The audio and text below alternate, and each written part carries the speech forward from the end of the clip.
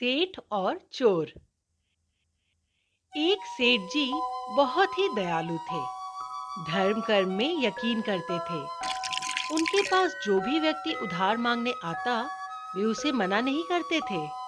सेठ जी मुनीम को बुलाते और जो उधार मांगने वाला व्यक्ति होता, उससे पूछते कि भाई, तुम उधार कब लौटाओगे? इस जन्म में या फिर अगले जन्म में?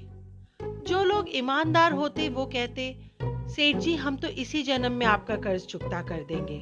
और कुछ लोग जो ज्यादा चालाक व बेईमान होते, वे कहते, सेठ जी, हम आपका कर्ज अगले जन्म में उतारेंगे।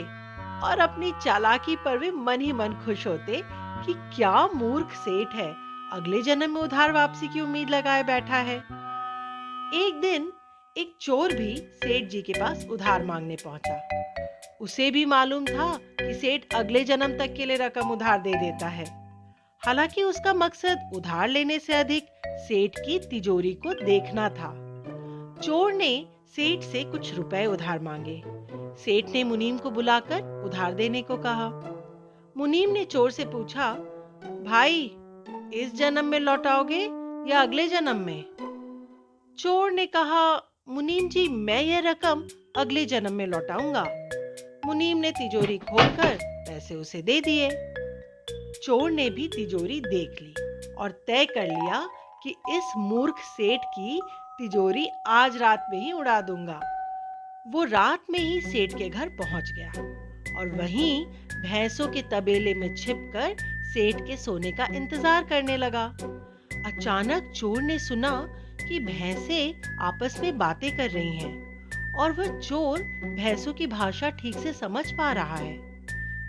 एक भैंस ने दूसरी से पूछा, तुम तो आज ही आई हो न बहन? उस भैंस ने जवाब दिया, हाँ, आज ही सेठ के तबेले में आई हूँ। सेठ जी का पिछले जन्म का कर्ज उतारना है। और तुम कब से यहाँ हो? उस भैंस ने पलटकर पूछा तो पहली वाली भैंस ने बताया, मुझे तो 3 साल हो गए हैं बहन। मैंने सेठ जी से कर्ज लिया था, ये कहकर कि अगले जन्म में लौटाऊंगी।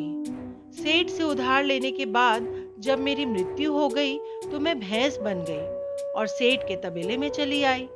अब दूध देकर उसका कर्ज उतार रही हूँ। जब तक कर्ज की रकम पूरी नहीं हो जाती, तब तक यहीं रहना होगा। चोर ने जब उन भैंसों की बातें सुनी तो उसके तो होश उड़ गए और वहां बंधी भैंसों की ओर वो देखने लगा। वो समझ गया कि उधार तो चुकाना ही पड़ता है, चाहे इस जन्म में या फिर अगले जन्म में। वो उल्टे पांव सेठ के घर की ओर भागा और जो कर्ज उसने लिया था, उसे फटाफट मुनीम को लौटाकर रजिस्टर से अपना नाम कटवा लिया। तो बच्चों, हमें इस कहानी से ये शिक्षा मिलती है कि हम सब इस दुनिया में इसलिए आते हैं क्योंकि हमें किसी से लेना होता है तो किसी को देना होता है। इस तरह से प्रत्येक को कुछ न कुछ लेने देने के हिसाब चुकाने होते हैं।